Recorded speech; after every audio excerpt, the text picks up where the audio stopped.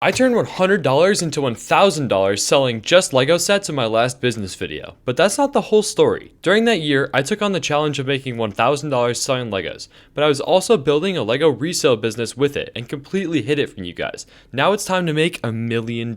So in the last video about this, I withheld the truth from you guys a little bit because I made it seem like the things I showed you in the video was everything I did that year, but that was only $640 of the $3,050 I actually spent on investment Legos. Time to dive deeper into where that other $2,500 went and how much it made me. Coming off of the high that the absolute score of the previous Ninjago lot was, I found this Ultra Agents Mission HQ, which was actually one of the largest sets from the Ultra Agents line, so I knew it was expensive, but I didn't know just how expensive it actually was. But assuming that it was at least $80, I was pretty hyped up when I won it for $20, and after shipping and tax, I only ended up paying $30. I was just on a roll though when it came to finding good deals, because just a few weeks later, I found this listed at auction starting at $20 and shot the seller a message asking if he would end it now for $100, because this could be huge even if only a few of the sets were complete. He responded pretty quick asking $120, and we were able to agree to $110, which was actually about $201 for me because shipping was $75, which made no sense to me until it came out in a 5-foot tall box. This lot was huge. Remember that $30 Ultra Agent set from earlier? Well, all I had to do was clean off the thick layer of dust around all the pieces and tell the buyers what it was missing, and I was able to turn around and sell it for $110, which actually came out to $96 after eBay fees. I need to get off this evil platform, but 3 times is not bad at all. Right after that, the first set from the second lot sold, that being the Gatehouse Raid. This set sold for $87, which is actually way more than it's worth, and that's where the amazing surprise from lot 2 comes in. The Garmatron, Gatehouse Raid, and the Stealth Shell were all half sealed, and the bags that were opened were never built, so they were worth 1.5 times as much as I was expecting, which was amazing. Just a few days later, I came across one of the greatest Facebook Marketplace listings of my life, where someone was basically holding a garage sale for all of their Legos, and they had OG sets like the Skull Truck, Fangpire Wrecking Ball, the Aerial Defense Unit, and oh my god, is that a Lightning Dragon battle? I was broke at this point with only $350 to my name, so I messaged and asked how much for those 4 sets, and they came back to $320. Fireworks were just going off in my mind at this point because the dragon alone could pay for more than that. I was just hoping this wasn't a scam. A few weeks later, the Kai Fighter and the Warrior Bike both sold for $25, quickly followed up by the first sale of lot 3, the Fangpire Wrecking Ball, for $140. The next lot I bought was really weird because I won it for only $300 and free shipping when it literally took 2 5x3 boxes that weighed like 40 pounds to ship, and he definitely took a big hit on shipping there.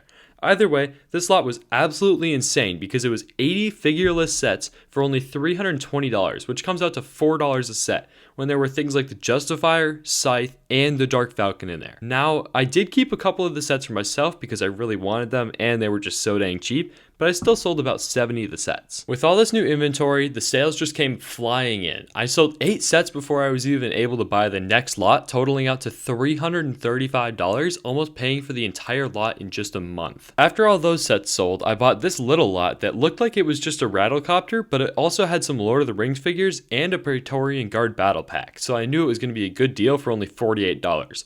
Little did I know this was an amazing deal because I was later able to sell just the Rattlecopter for only $70. The Praetorian Guard sold for $25, and the Lord of the Rings figures are still up there for $45. The next 7 sets to sell were all from the 80 set lot, with the Mandalorian Starfighter selling for $25, the Micromanager selling for $15, the TIE Bomber for $25, Ahsoka's T6 for $25, the Dark Falcon bringing in the big bucks and selling for $85, and the Noodle Shop for $30. After all those sets sold though, I made probably what was the worst investment of my life, buying this lot for $315 that consisted of a couple of sets and over 100 minifigures, which is a very good deal when you look at how much it's worth, almost being $1,000, but it's actually impossible to sell any of this stuff. So far I've been able to barely break even on this lot, even though I bought it half a year ago. The bad investments don't stop there though, because this same week I decided to buy some Legos my friend didn't want anymore, and I spent $120 on these 2 Nexonite sets, this Batman set, and this gift with purchase candy shop. I've actually only sold 2 of these so far, those being the Joker Steamroller for only $40, like how is this thing so cheap, and the Tower Carrier for $85. And when you remove eBay fees, I'm still negative on this lot. After those, I got my first sale from the minifigure lot, that being the War Machine Buster for $30, and the same day I sold the Bad Batch shuttle for $50. After that, I went nearly 2 weeks without a single sale, but when I came back, it made it completely worth it because on that second week when I was playing Mario Kart with my brother, I got the notification that I just sold none other than the Lightning Dragon Battle. That's right, $575 straight to my pocket. Really $505 after eBay got their cut. That was the biggest adrenaline rush I think I've ever had, and I couldn't believe it had just happened. After the huge adrenaline rush from the Lightning Dragon, it almost didn't even feel that crazy that the next day I made $150 from selling both this very incomplete ATTE for $45 and this Avenjet for $105. After that, I went on an insane spending spree and bought tons of Legos over the next week. The first lot I bought was just a big pile of Legos, but based off of the pictures, it looked like it had a lot of the instructions in there. So I was able to see a ton of spinners, a mech, and the Tournament of Elements set. I ended up buying the whole thing for $70. The next lot was also a fairly small one, only coming out to $60, but it looked like a great deal considering it had the Desert Lightning, the Water Strider, the Blaster Bike, and the Shuricopter. The same day, I found an absolute steal with this minifigure lot because it was only $139, but I could see some big hitter figures in there. The spending didn't really stop there though, because just a few days later I got this $146 lot that included the Ninja Combo Vehicle, Katana 4x4, Off-Road Buggy, Mino Creature, Earth Driller, and the Salvage Mech. But now that we're done spending, I can start selling, starting with all of the sets from the first week. Turns out every single one of the original Legacy spinners were in there, and they all sold together almost instantly for $100. The next set that sold was Zane's Titan Mech, which ended up selling for $60.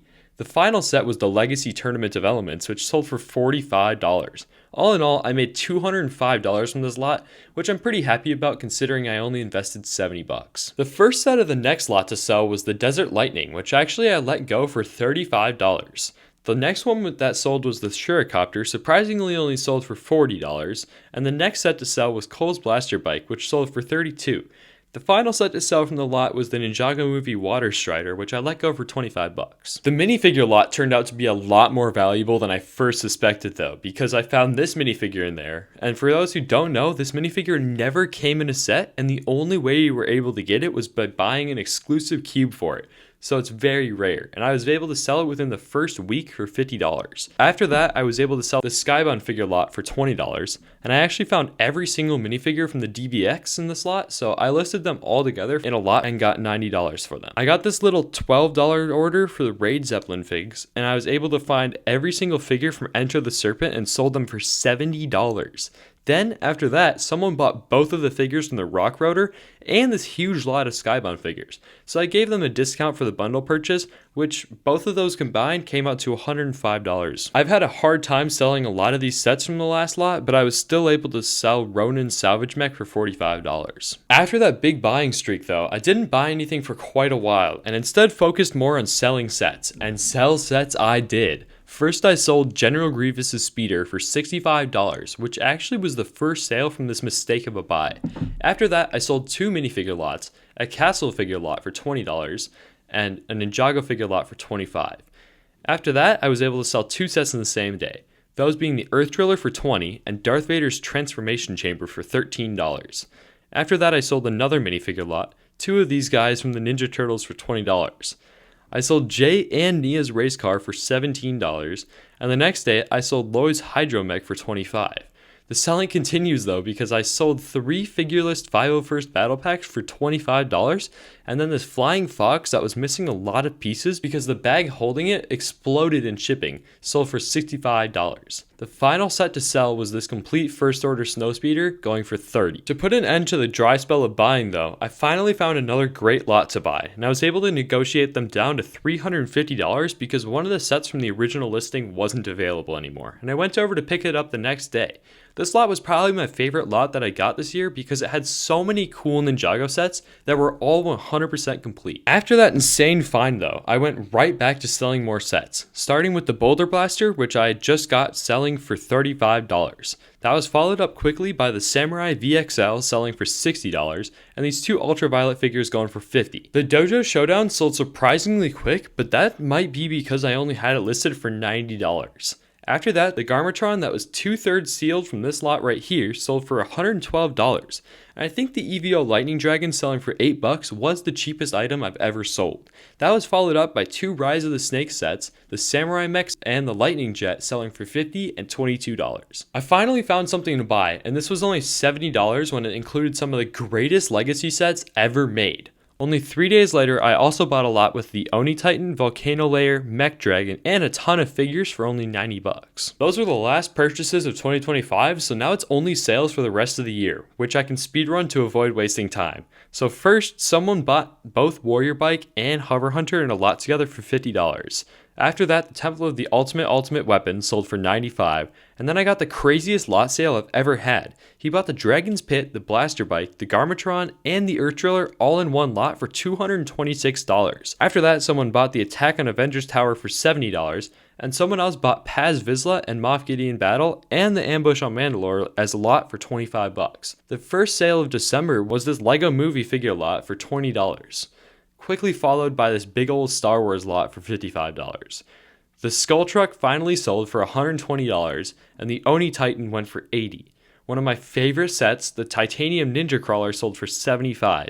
And then the same day when I was working on the first video ever I made for this channel, I also sold the Ultrasonic Raider for $140. The Green Ninja Mech Dragon sold for $35, the Stormfighter sold for $40, and this giant Lego Minecraft lot finally sold for $100. I was able to sell Cold's Dragon and this little polybag for $30, and for some reason someone spent $40 and bought not one but 2 Hover Hunters, and the final sale of the year was the Kai Fighter for $25. But we did have some sales during the 2026 season already. The first day of the year I sold the Ninja Bike Chase for $25. After that I sold the Legacy Blade Cycle and the Snowspeeder for $30, and another of my favorite Ninjago sets, the Katana 4x4, sold for $45. The only purchase of the year was these 2 Build a Minifig series sets for $50 because I needed them for my secret figures video that you can go watch after this one's over. And the final sale of the year was the Ninjago minifigure lot for $37. All in all, I'm $2,700 in profit, which is 0.27% of the way to $1 million.